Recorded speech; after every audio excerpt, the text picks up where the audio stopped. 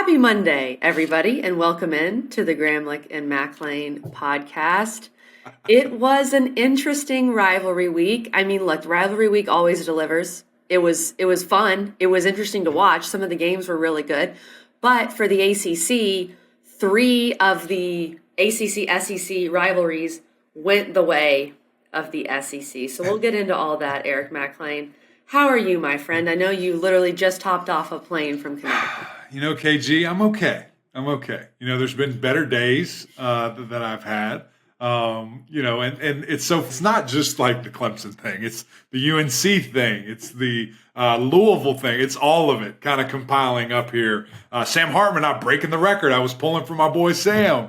He tied it, but he didn't break it. So it's really it was a rough weekend for the league as a whole. Great weekend for some, and there's some positive things. Mm-hmm. That is the beauty of when you cover the entire conference. There is some silver lining within this thing that we'll certainly jump into. But yeah, a little bit of disappointment, especially being here in Chickenville in Columbia, South Carolina. I was surprised. I was expecting to come back to my house because there's some Clemson stuff out front, either just vandalized or egged or like stolen Clemson stuff, but I didn't. So shout out to my Gamecock neighbors. I have 2 on each side that didn't terrorize my house. So that's good. That's good.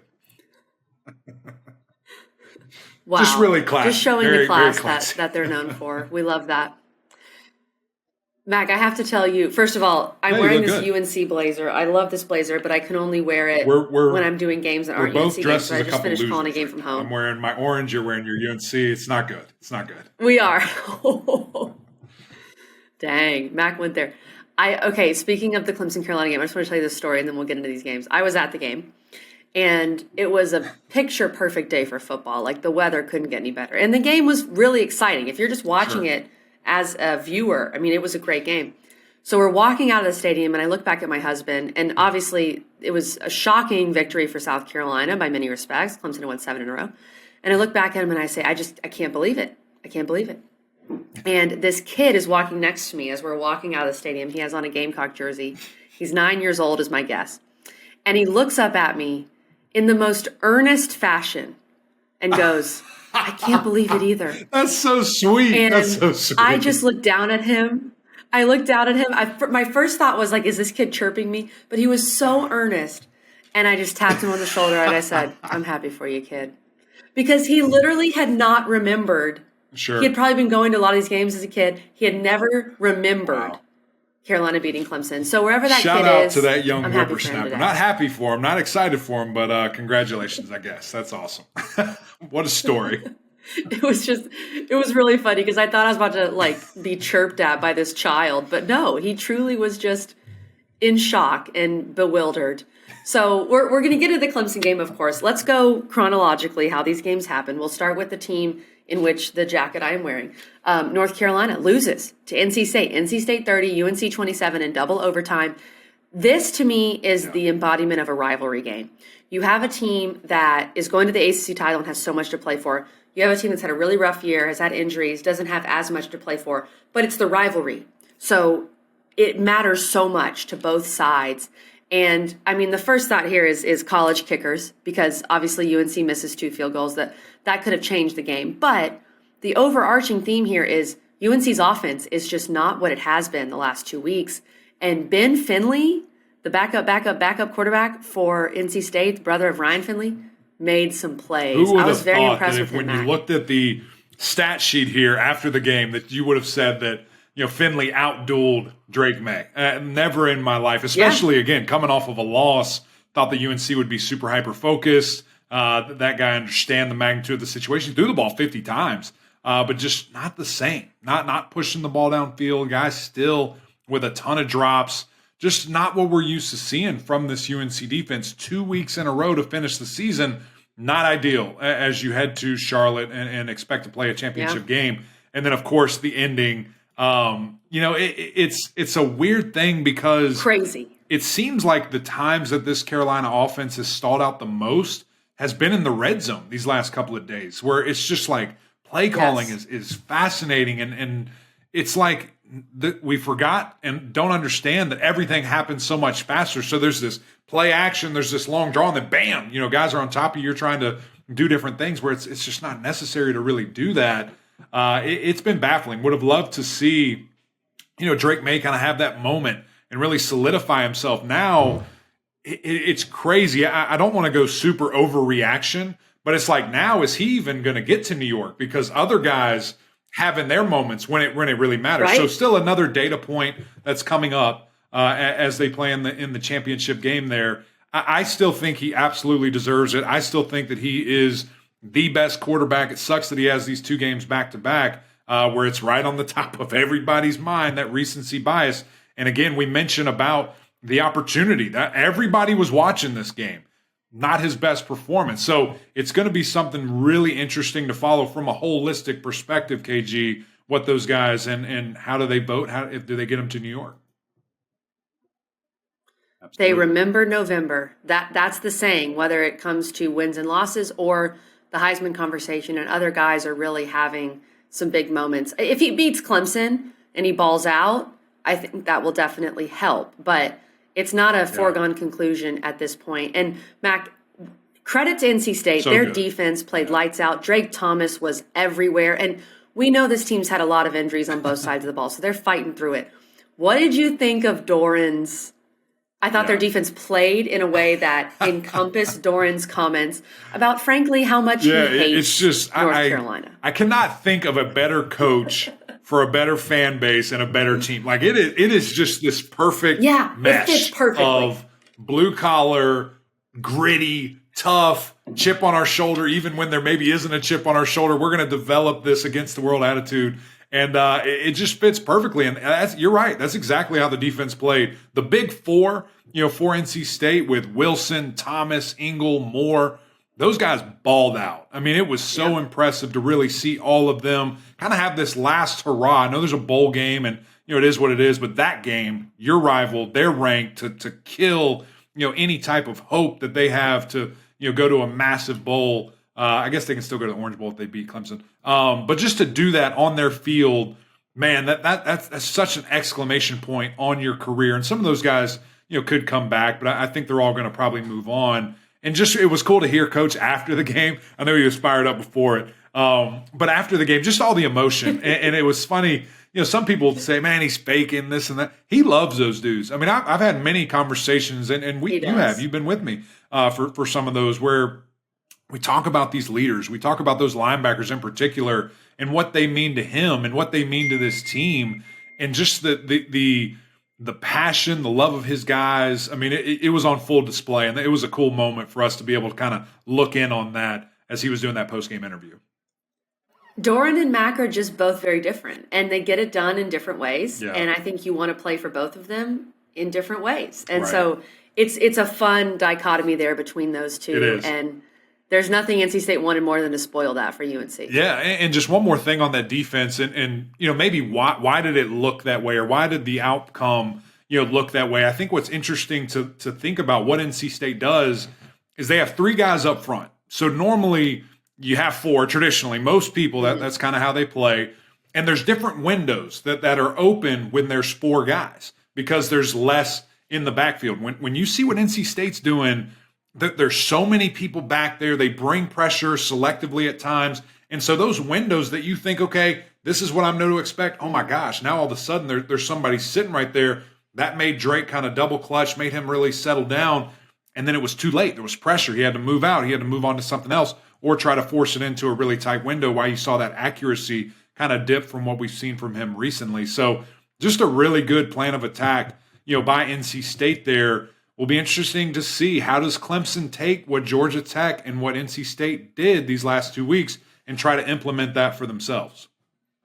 So much more Clemson UNC talk coming this week, so stay tuned for that, of course. Our next game, Mac, Florida State beats Florida 45-38. I've been saying it. Thank you. I've been saying it for 3 weeks. Beat Florida. Florida, because this Florida team, they've underachieved, and they've had some really puzzling weeks where they lost to Vanderbilt. But they still are explosive offensively and still very capable, and they showed that. But FSU made the plays they needed to when it's tied at 38-38 and they go on that drive, 65 yards in 7 plays to basically win the game. Jordan Travis just Houdiniing everywhere. I mean, it's really crazy to think when you look at Drake May's last 2 games, and 2 games is not a season. I mean, Drake May still had the better season.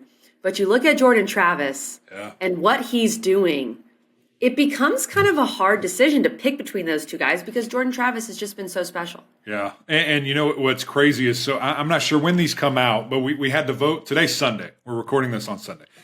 We had to do our voting. Our voting is due. I'll give you some more behind this curtain. It's 4:23 right now. I think it closes at 5 o'clock. So you had to do your voting.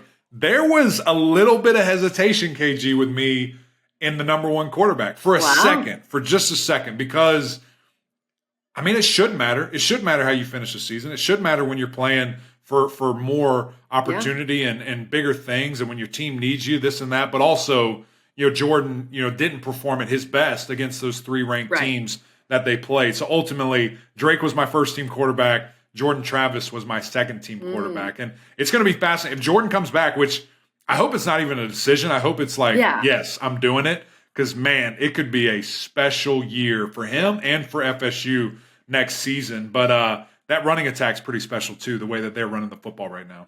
I think he'll come back. We've talked with him. If you missed that interview, go find it. He loves Florida State. He's a Florida kid. And, I think he has an NFL future, but it's not set in stone like a Drake May, even though Drake May hasn't, he has to come back for another year. So I really hope to see Jordan Travis come back. Can I ask who your 3rd string quarterback was? Sam Hartman. Okay, that makes sense. Yeah, that's who I would have gone with too. Not Riley Leonard? Riley was close too, but I gave and probably if you look at the single season, it probably should have been Riley. But just Sam, there's just too much. He's too important to not be on a team. So there was a little bit of weight of the career with that. But if you just looked blind resumes, Riley probably would have been the 3rd team. Ooh, very interesting. I think Mike Elko would probably lean that way. But with this FSU Florida game, it also had rivalry vibes. Crazy things happened. Florida played better than they had pretty much all year. Right. But Florida State found a way. And I thought, Doak Campbell was rocking. That was another really good thing to see too, Mac.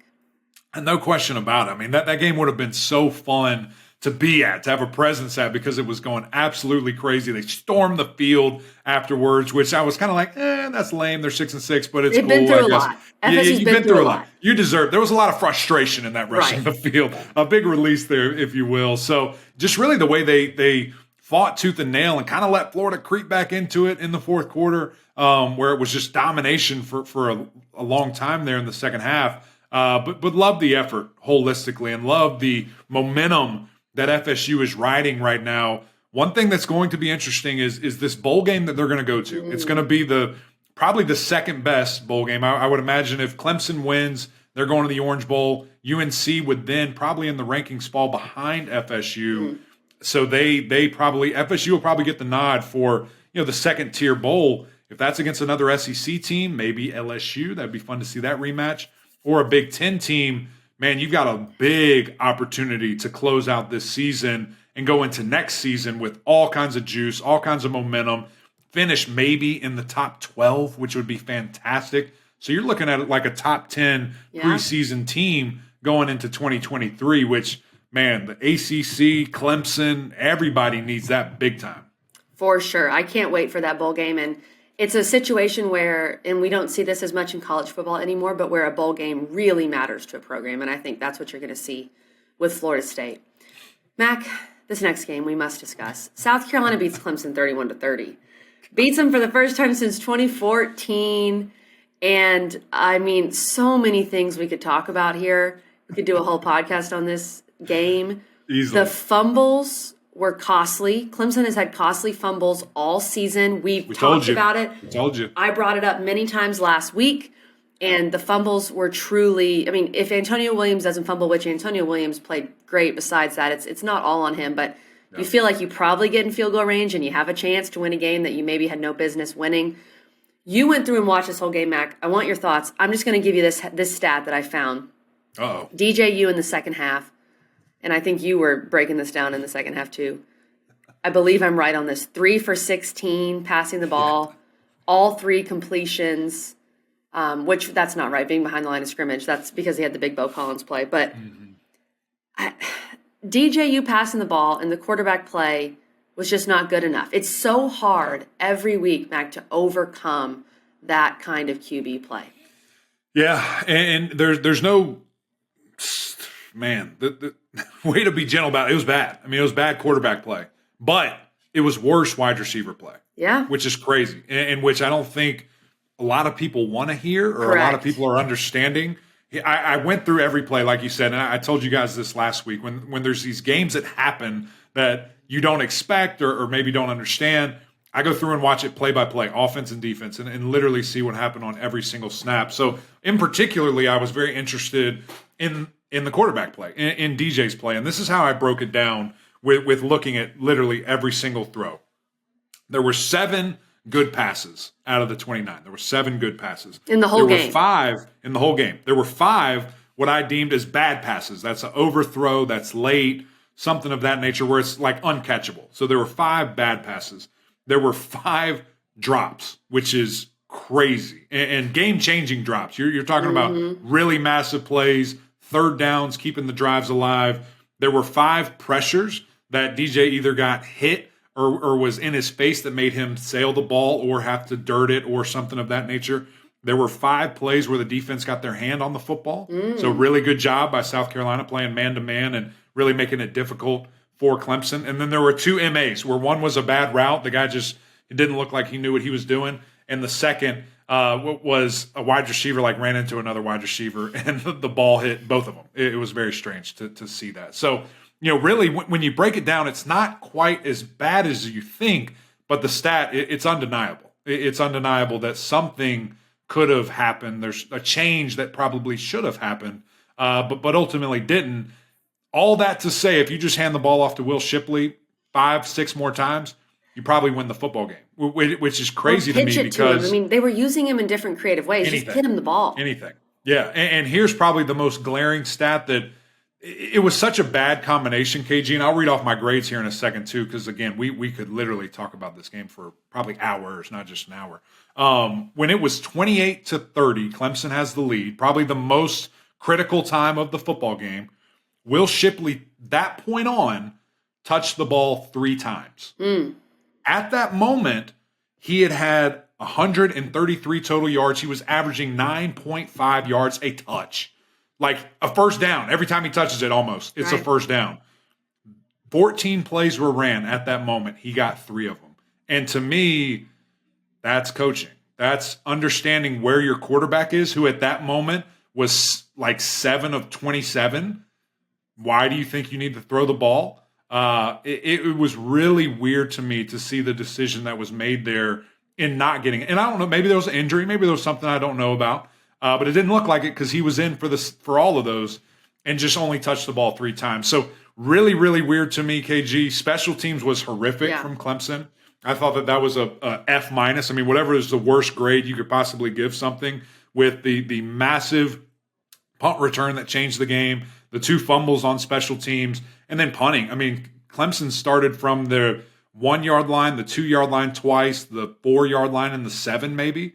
So you're talking about field position. It's really hard to give yourself a chance when you can't flip the field for your team offensively. When there's nothing that you can do, to really get it going. And a lot of credit has to be given to South Carolina there. So quick grades, and I'm gonna let you talk, and I'll wrap here. Quarterback, I gave him a C-. Probably a lot of people think it's worse than that. I think a lot had to do with his wide receivers.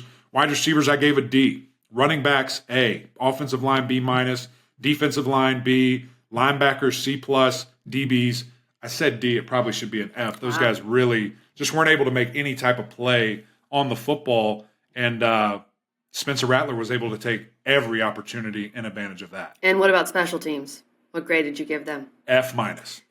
Whatever the word. Like a 0 out of 100. The special teams were brutal. None of that's on BT Potter. He just didn't have it. He kicked the ball to the end zone every time. But it feels like there were so many things. Yes, DJ was really bad. And so people want to point there because it's the quarterback and it's the most high-profile position. Easiest. And Rattler passes for 320. I mean, it's a huge difference. And you shouldn't have to overcome that QB play every week. But Clemson has been able to do it. It was a combination of so many other things. Giving up big plays, explosive plays on defense, safeties, getting beat. Makuba had a rough day for Clemson. The 2 fumbles, it feels like if you don't have those 2 fumbles, you probably win the game in a game that maybe you shouldn't have won because their offense was just so much more explosive than yours. So it's baffling to think that you still could have won the game on a last-second field goal or without the fumbles. But I think my main takeaway, Mac, is that you can't overcome this quarterback play every week and be an elite program. I mean, we literally, it feels very similar but different at the same time as the Notre Dame game. Because as you pointed out, the defense was balling. Like they were playing at a super high level in that game. And then there was this breaking point of it was like, what else can we do? What else can we physically do to help you? And then you saw Notre Dame really start to pour it on and run the football and get these extra opportunities. Clemson defense scored 9 points. Like, that is bizarre. That's absolutely crazy. And then they're at the point of like, guys, help. They were on the field us, a please. lot too. So much. South Carolina ran 70 plus plays to Clemson's 50, I think it was, right around 50. So it's just, man, it's a lopsided deal there. And again, I have to give credit. Have to, like it's a painful thing for me to do. Have to give all the credit in the world to Spencer Rattler because he played so well. I did not think there was any shot that he was going to have that type of success against Clemson because I thought he was going to be on his back significantly. He avoided pressure like I haven't seen a Clemson, like someone do against Clemson before. I mean, it was these subtle adjustments. He was getting out of the way and then keeping his eyes downfield and just absolutely hitting shots. 72-yard bomb, which, by the way, there was a false start. That should have never happened. 65-yard bomb, 32-yard bomb, 34-yard bomb, 40-yard bomb. Like, he was ripping it against these guys. And most of them uncontested catches, like guys just running free. So it's bizarre, KG, to see that in a Clemson team that you thought understood the assignment, understood the opportunity, similar to what I said against North Carolina when they played Georgia Tech, just not quite the case. And so now, not diminishing the value of the ACC championship at all, because it's very important and it's a massive goal, but man, a little bit of juice ripped out of that thing when we were thinking maybe either or team going to the playoff. Who's it going to be? Who's going to get the dub and do it? Now, neither. Unless there's no way. No, it's out. no. It's over. I'm not even going to try to pretend. It's over. And no playoff team for the second straight year for the ACC. We'll talk a lot more Clemson this coming week and, what perhaps we will see or expect from the QB position. We will get into that. Yeah. Mac, which let me just ask you that. Well, a little bit of time here for a second. What do you want to see as just take it out. Just say a fan. I mean, you're a fan. What do you want to see? I mean, I just don't think you can put every other player in on your team in that position where the QB can't do anything. So, the receivers are a massive issue, Mac. I am not taking away from that. The wide receiver play has been really bad, and that's been a problem for DJ. But I said this after the Notre Dame game. Why not give Cade a legitimate chance? Why not? Don't have – I mean, yes, the ACC championship is very important, and it matters to Clemson, and it matters to Dabo. But if you're going to run the ball, which is what Clemson should do, Cade is the better runner. So why not go with him and make them respect that RPO? Yeah, DJ can run over some people, but he's not going to make anybody miss. Why not let him prepare with the ones, as I've said many times? And maybe it's a two series thing, which we've also talked about, so you don't put him in every single time when you're down 2 with 5 minutes to go or whatever the situation was at Syracuse and the situation against South Carolina. So I think you have to try something else. And I think I don't know how the locker room is, but I imagine if you're a defensive guy, like even if you're not saying it, you're frustrated because it feels like you've got to do something else. But my other concern, Mac, is could all this mean that Cade is just not ready at all? Because that's the other thing that you think about.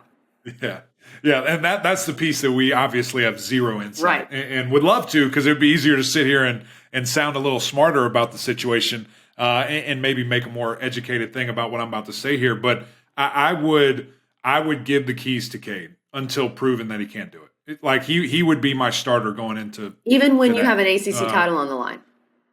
Don't care. It's the future now. It's about I've got plenty of ACC titles. I got a lot of trophies that we just throw them kind of in a closet at this point. You know what I mean? It's about next. It's about what's next. And listen, if Cade goes in there and only can score 7 points on one of the worst defenses in the ACC, okay, then you go back to 5. Because guess what? He has demonstrated that it doesn't matter. Like he's not affected. Whether that's good or bad, he's the same guy, no matter the circumstances. Yeah. And so to me, that's what I would do. And I love DJ and think he's a great young man and all of that. But this is a results business. This is a success-driven business. And at the end of the day, if that type of performance was happening at any other position, right, that person is getting benched. Like they're out. It's not even a question mark, any other sport. And so it's a really tough, weird place to be. So very intriguing to see what Clemson does. As I know we said we could talk about an hour, and we almost just did. Last thing I'm going to say, huge kudos to Coach Beamer and that staff and what they're able to do, the plan of attack. I love that guy, hate where he is, can't wait till he leaves. And great victory there. Congrats on snapping history and beating us. I think it's fair to say Mac and I don't like South Carolina, but we really like Shane Beamer. And Shane Beamer came on our podcast last year and was awesome. That's right. And that's right. He's just a great guy who does things the right way and obviously has turned that program in a different direction. So we are Shane Beamer fans. Absolutely. There's no doubt. All right, Mac. Can't wait till you leave, Shane. Get out of there, buddy. Let's run through the rest of these games. I think maybe the most disappointing result overall, besides Clemson, was Kentucky 26, Louisville 13. It just seems whatever Louisville does, however they're ranked coming in this game and Kentucky's struggling, they just can't do it. And the QB situation, of course, was a problem for Louisville. But 3 turnovers in Lexington and UK doesn't turn it over at all, you're done. You're not going to win. Yeah. 3 turnovers, 4 sacks for the Kentucky Wildcats there. I thought it would be flipped. I thought it would be the other way. I thought that's what Louisville was going to be able to do to these guys with a struggling offensive line, with a quarterback that had given the ball up freely all year, and that just wasn't the case. And it's kind of similar to the Battle of the Commonwealth there where it doesn't matter how good UVA is, Virginia Tech always finds a way to win. And that's kind of where we are with Kentucky. I think if you stack these two teams up on paper, Louisville is the better team. And physically, the way they look, all these different things, and it just didn't matter. It absolutely didn't matter. It was MAs. It was missed assignments, guys running wide open down the field, just not blocking correctly. There was a couple of vital, run plays that guys just miss and didn't target correctly. And it's tackle for loss, change of possession, not picking up a defensive end, your quarterback's backpedaling, sack, fumble, our ball on the 2-yard line. So it was just a tough game. Louisville, all that momentum, kind of a little bit of a halt, but you get to go bowling. You get one more kind of shot in 2022 to be as a team and, kind of prove a point. But a lot of guys, moving on from this Louisville team that just old. I mean, they're just out of time. This defense has been really good. It's going to be a very different looking team next year going into 23. It is. And we will do our bowl episodes, of course, and then our breakdowns for each team in the postseason. The Louisville one is going to be fascinating to see where they end up. See if they can win a bowl and get some momentum. But like you said, Mac, they're losing so many pieces from this year. That was still a very up and down year, roller coaster of a season for the Louisville Cardinals. Another roller coaster season was that of Wake Forest. Duke beats Wake 34-31. This game, Mac, it felt like both teams were very evenly matched. It came down to another costly and perhaps a bit unlucky interception by Sam Hartman late in the game that maybe wasn't his fault, just depends who you ask. And that really sealed the fate for Wake Forest. And then on the flip side, Riley Leonard is that dude. We have to put more respect on Riley Leonard's name overall in terms of quarterbacks in the triangle, quarterbacks in the ACC. I thought both QBs played great, but of course Riley Leonard won the day. Yeah, well, I mean, he's the future, of this league. It's going to be really fun to see, especially like you said, in the state of North Carolina. We're looking at Mitch Griffiths most likely next year for Wake Forest, Riley Leonard for Duke, of course Drake May at UNC, and then maybe MJ Morris or Finley is going to emerge as the guy, or Finley. It's going to be fascinating to see or Devin freaking Leary. Who knows what's going to happen at NC State? But yeah, the state of North Carolina has a lot of talent at the QB position. And man, I was getting Duke UNC vibes from this game. And I was like, oh gosh, Riley's balling. He's doing everything he can. What's going to happen where they lose this freaking game? And that just wasn't the case. He was too good, made unbelievable throws, just really, really good throws to keep his team in it, and ultimately walking down the field to win the game there. Sam Hartman, just the epitome of a college football player. I mean, when you think of what you would want in a QB, he's the guy. Just a fighter, the grit, the understanding of an offense, the abilities. It's just so fun to watch him. And I hope he plays in the bowl game. This is like the third time I've said this. I don't know why. I think he won't, because he's going to break the record in the bowl game. I think he absolutely will. But just it's been a real pleasure to watch him and to see his development and his growth and the journey that he's gone through, and just to come up a little bit short, again in this one, and pretty tough, kind of way to go out here. Wake Forest gets blanked, by all the North Carolina teams. I think that was the first time that's happened in quite some time there. So a lot of momentum for Duke and Elko and that staff. Peeling back the curtain again, you guys will find this out sometime in the week, but I voted Elko my coach of the year. Just thought it was overly impressive what he's done this season. KG, you and I put the very high standard at Duke in preseason, saying, can you win one single ACC game? I said that. You didn't. And here they have just blown that out of the water. So really impressed with Duke and what they're doing. Come over to your side. I think that Mike Elko is the coach of the year. Mac Brown obviously isn't anymore. Mike Norvell, sneaky. He's fighting for it. In that discussion, but it's tough when you look at the 3 ACC losses and how they happened. Yeah. I feel like it's funny. A lot of people are just forgetting all about that. They're just like, some of your partners FSU, at the desk. Best team in the. Listen, I just let that blind rage do what it does. But FSU saying they're the best in the league when you lose all your tough games. I don't know if that's how it works. They're the hottest team. They're the hottest team in the league. I will 1,000% give you that. But yes, I agree with you on. I'm not hating, but just. We love FSU. Just look who you played and then come back. We're all about this. That's all I'm saying. For Florida State. Look at the quality and then come talk to me. But I'm excited. I hope you're back. Mac, we said that the easiest cover in the world was Georgia Tech, and they did it barely. Georgia beat Georgia Tech 37-14. We needed a fumble late. We needed some luck for that cover. Georgia turned it on. Georgia Tech finishes with 5 wins in a season in which they fire Jeff Collins. No idea what's going to happen at Georgia Tech moving forward. I don't, as much as I like what Brent Key has done, I feel like with a new athletic director, a guy that came from Alabama, they're going to make a splash, and they're going to go try to hire someone with a pedigree. And is that good or bad? I'm not sure. Because when I look at this, number one, the way that Georgia Tech has been playing since, that they fired their coach and Jeff Collins has been light and day different. I mean, it's crazy to see how they've turned it on, the physicality, the want to, the plan of attack. It has all been there, and these guys are playing really inspired football. So to me, KG, when I see that, it's kind of, I don't know how the audition could have went any better with 2 AP wins, maybe beating Georgia. Maybe that's a guarantee. Maybe, yeah, and a couple of missed opportunities there. But I love the way they started this game, the physicality up front, playing really, really well, led Georgia for a quarter and a half, which who the heck thought that was going to happen? And then just ran out of gas. So it's going to be fascinating. I think Bill O'Brien's a name that has heated up a bunch around this job, but I hope they give Key a look, man, because when you have a guy that's been there, done that, played there, who can sell Georgia Tech better than him? Nobody. You're going to bring some outsider that has to learn everything about the culture, the community, the school, everything. Bill O'Brien doesn't know jack about Georgia Tech for a little bit in his career. This much. I don't know. I think a guy that played there, I hear you, but I'm just saying it's cheaper and you're not in a great place financially, Georgia Tech.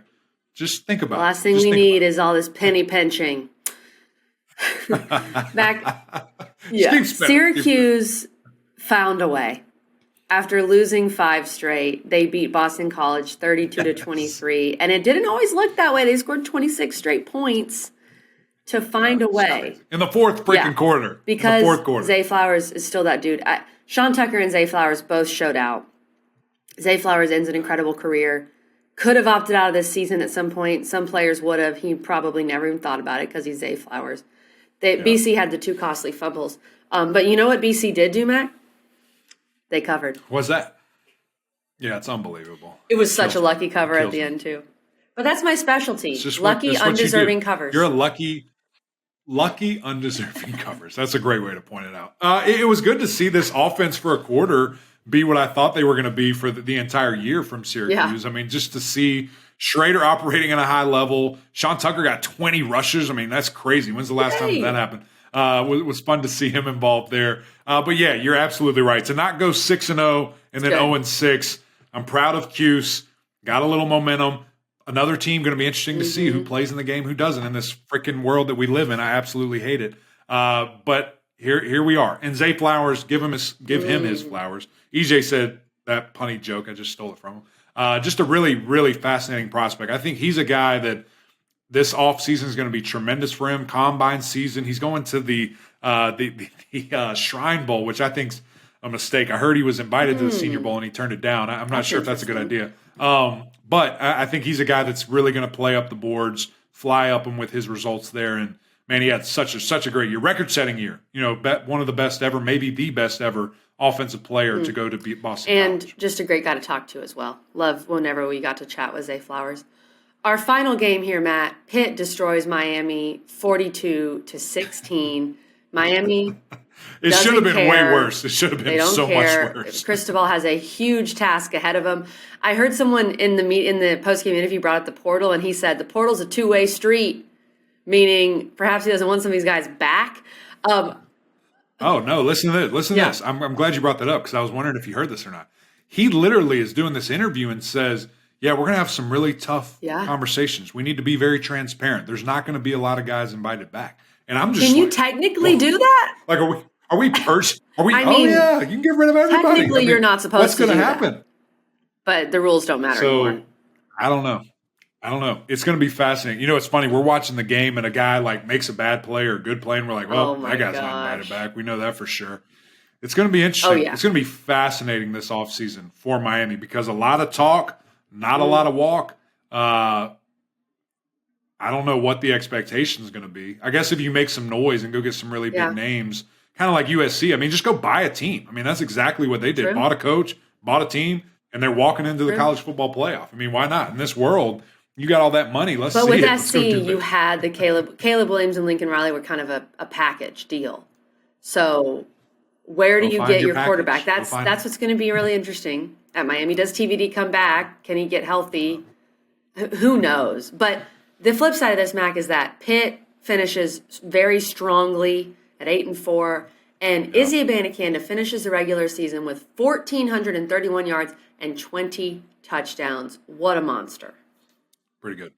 4-0 in November for the second consecutive season for Pittsburgh. There's only 2 other teams in the entire country that have had 2 4-0 Novembers in back-to-back years. So that's very impressive. I think it speaks of the culture. I think it speaks of where this program is, the foundation that they have laid. It was good to see Keaton throw for a hat trick there. Going to my boy Jared Wayne, who went for a 200-piece. I'm giving him an extra yard. Anytime I see 199, I'm like, this statistician, you stink. Just give him the yard there. Fun to see that momentum for Pitt. A quiet 8 wins, really, because I just feel like it was so up and down. And then the dust settles. You're like, my goodness, this might be a 9-win team at the end of bowl season. So really good job by them and that staff to, in a season where there was some expectation and you lose a generational quarterback for Pitt. You lose, a guy that has been there so long. You lose Jordan Addison and a couple of pieces, defensively, they rallied. They rallied and they figured it out. Credit our dues. It's going to be fun, KG, to go through. That's right, to go through this bowl season as we find these matchups in a week's time. I guess we will. We'll probably have to do some midnight oil because it's Selection Sunday. I think we have like a 10 o'clock show, so it's going to be tough for you. I might be doing it solo on next Sunday, Eric, but I'm excited to find that out. Come on, get you a nap. Get you a nap in the middle of the day. I am in fact a grandma. Absolutely. Gosh, well, guys, Wednesdays are coming. We're gonna have a massive guest. You can probably figure out who it is. His name is Chris. I hate it when you give away the guest. Don't give away the guest. Don't do it back. He's a massive name. All right, I won't do it. End of sentence. He's a massive name. One more hint. What's a good That's all you have hint? to What's say. a great hint? He's a massive name. He played football. He played Okay, football perfect. once in his life. End it there. End it there. See if you guys I can love figure it. that out. You're gonna have to edit it. You're gonna have to edit out. No, where I said a little cut bit you of the off. name. Some I people are gonna yelled hear too that. loud. Perfect. Well, that'll be on Wednesday. Cannot wait for that. And then Friday, every Yep. ounce of this matchup, we're going to break it all down. Cannot wait. One game, 45-minute Let's episode. go. We're going to go all in on that thing. Cannot wait to do that and just really preview this matchup because at the end of the day, it's two really good teams and a little bit of a funk, but it's two really good teams and could be a very exciting matchup. Cannot wait for that, KG. But that's it from us. Another great episode. Big shout out to our producer, Richmond Weaver. All the great work that he does for us makes us sound and look fantastic. Really appreciate him. Go over to YouTube, mash that subscribe button. Really appreciate you guys over there. Leave some comments. Talk about things you might want to see from this podcast in the off season. Also go over to Apple Podcasts and rate, review, subscribe over there as well. The OGs, if you will. That's it from us. Until next time, we'll see y'all.